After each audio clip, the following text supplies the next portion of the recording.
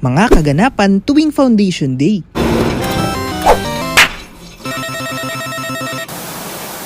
Sa bawat paaralan, may isang pagdiriwang na isinasagawa taon-taon. Ito yung pagpasok mo pa lang sa gate, makikita mo agad ang makukulay na banderitas, mga turo-turong pagkain na tinitinda ng kapwa mo estudyante, at mga palaro na tiyak na maiengganyo ka sumali. Hindi ka pa nakakapasok pero alam mo na agad ang ganap. Foundation Day na naman. At isa to sa masayang nangyayari dahil automatic na kagad na wala kayong klase. Benyari sa mukha mo, bakit ang kapal na makeup? Grabeng pagmumukha naman yan. Libing mo ba today? Ha? Di ba Foundation Day ngayon? Ayan, naka-foundation ako. Founding anniversary kasi yung isa-celebrate eksena ka. Burol mo? Wow, ang aga mo ngayon ah. Magtitinda kasi kami be. Pili ka nga anong magiging bestseller namin ngayon? Graham Balls o cupcake? Siguro yung Graham Balls. Mukhang masarap eh. Sige, may order ka na Graham Balls ha, 150 isang tub. Huwag kang bogus buyer, ipopost kita sa Facebook. Ha? Ito yung araw na parang walang normal na estudyante. Busy kasi ang lahat sa pagde-decorate, pagsali, paggawa ng kalokohan, pagluluto, at kung ano-ano pang pwedeng gawin. Kahit nga ang mga teacher game na game sa mga activities dahil minsan lang ito mangyari. Pero syempre, hindi mawawala ang mga kwela at nakakatawang ganap sa mga booth tuwing Foundation Day. At yan ang pag-uusapan natin sa videong ito. Una, the jail booth. Ito ang isa sa mga sikat na booths at hindi mawawala sa Foundation Day. Ang ganap kasi dito ay uhulihin ang kung sinong matripan ng nag-utos at ikukulong sa mini jail at pagbabayarin ng multa. Talagang tago at takbo malala para hindi ka makita ng mga nanguhuli. Pero galingan mo lang dahil maraming tagabantay sa tabi-tabi. Runners, hulihin daw lahat ng poging lalaki! Sige, huli mo ako, tutuktukan kita. Gaga, dadaan lang ako, pangit-pangit mo kaya. Dito, ako hulihin niyo ako. Lo, bakit kayo walang humuhuli sa akin? Pogi na lalaki daw hindi tomboy, tsusera ka. Chingchong, sumama ka sa akin. Lo, bakit ako? Hulihin daw lahat ng pogi Pogi mo kaya? Ay! Kayo lalaki pala tipo mo pre. I mean, hulihin daw yung mga akin na kamay mo. Bakit? Dadaling kita sa kulungan, syempre. O ito. Na para bang baby cakes ang tawagan?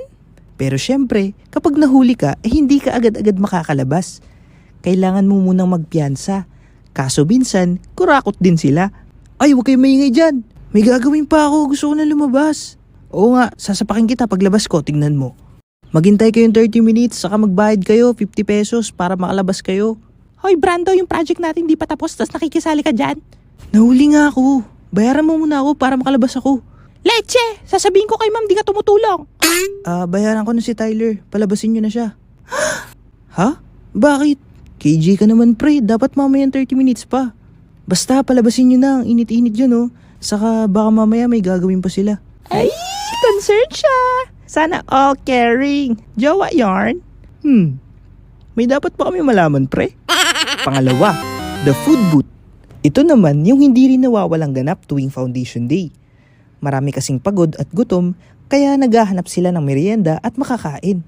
Karaniwan na tinitinda dito ay ang tusok-tusok, mga sweets at dessert, noodles, burger at kung ano-ano pang maisip ng nagtitinda. Kaso minsan, kung ano ang kinalaki ng presyo, ganun naman ang kinaliit ng serving nila. Elsa, bili ka ng Graham Balls Wala akong pera. Sige na, masarap to. Sige na nga, magkano ba yan? 150, 3 pieces, malalaki na. Sige, isang order.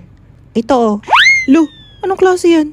Tinga ko lang yan Mahal kasi budget dyan, be, kaya mahal din ang presyo. O ito, kunin mo na. Ay, hindi na, te. Ibalik mo pera ko. Mas malaki pa tayo ng kambing dyan Kurakot yarn. Nak, ano yung paninda nyo? Cupcake po, ma'am. Wow mukhang masarap Ay wow, bumait siya today. May free taste ba yan, Nak? Ma'am? Sige na, Nak, free taste para kay teacher. Sige na. Sige po. Oh, mga mare, may free taste dito visit kayo dito. Ha? Langya. Binigyan na nga ng for free. Humirit pa ng +3. Abuso yarn. Pangatlo, the love booth. Maraming beses na rin itong nangyayari kapag Foundation Day. Ang target kasi dito ay yung mga uhaw na uhaw sa pag-ibig ng crush nila kahit di naman sila pinapansin.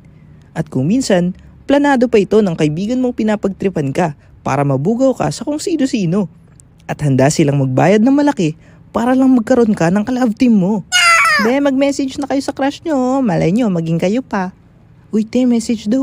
Pagkakataon mo na to. I-announce po ba yan para marinig niya? Oo, kaya ano pang hinihintay mo? Subukan mo na. Char. Magkano naman?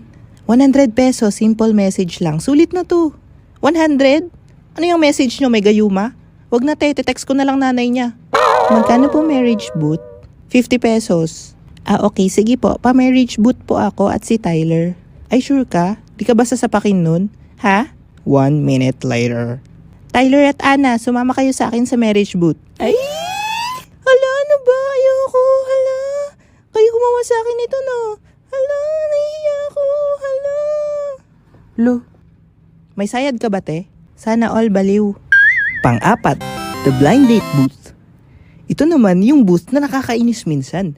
Yung tipong marami kang ginagawa bigla ka nalang pipiringan at kakalad ka rin. Ang eksena, makikipag-date ka sa hindi mo kilala. At ang masaklap, baka mapagtripan ka pa ng mga tropa. Pre, may nag-blind date sa jowa mo. Ano? Sino? Ewan ko kung sino Tuwang-tuwa nga sila Samahan mo ako, punta natin. Lintik na yan. Oo pre, samahan kita. Pero may 200 ka ba dyan pre? Baka pwedeng pautang muna. Gusto mo bigyan na lang kita? Talaga pre? Oo, bigyan na lang kita ng matinding suntok. Binabad trip mo ako Sarge! Ano, wala pang uwian. Mamaya ko pa bubuksan yung gate. Hindi po Sarge, sama ka sa amin. May nagpa-love boot sa'yo. Ano? Sino naman? Basta secret. 1 moment later. Mami at daddy ko yan! The couple we failed to protect. Na para bang Hari at Reyna sila? Couple yarn. Pasensya ka na. Napagtripan lang ng mga estudyante. Ay! Baliw, okay lang.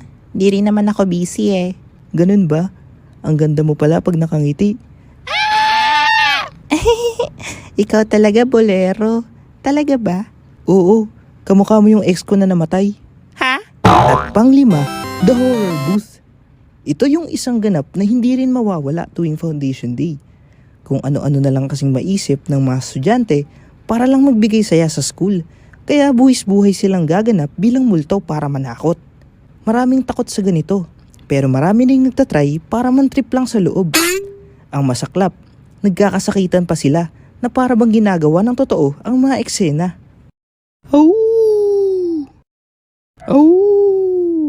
Uy, di ako natatakot sa'yo. Talaga? Yung project natin nagawa mo na. Gusto mo tanggalin kita?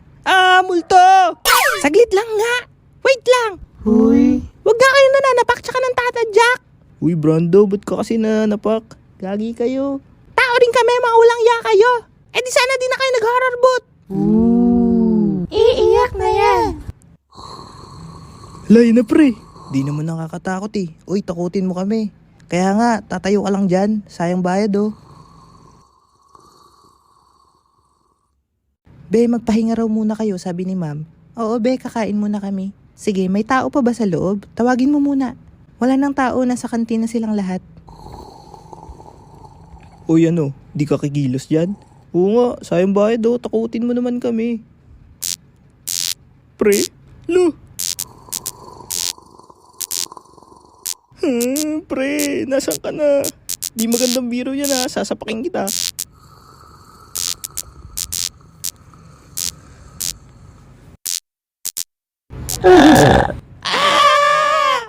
At yan lamang ang ilang mga eksena at ganap na makikita at mararanasan mo tuwing Foundation Day. Comment mo pa yung ibang alam mo para makita at mabasa ng iba. Pero bago ang lahat, subscribe ka muna sa aking YouTube channel para sa iba pang skolokohan moments. Shoutout nga pala kina Yuri Willow, Jong Sakdalan, Mika De Jesus, Abdul Di Mario, Princess Libre, Queen Eliza Catalo, Jenny Polborido, at Sabrina Dizon. Hanggang dito na lang muna. Ikaw, anong ganap mo tuwing Foundation Day?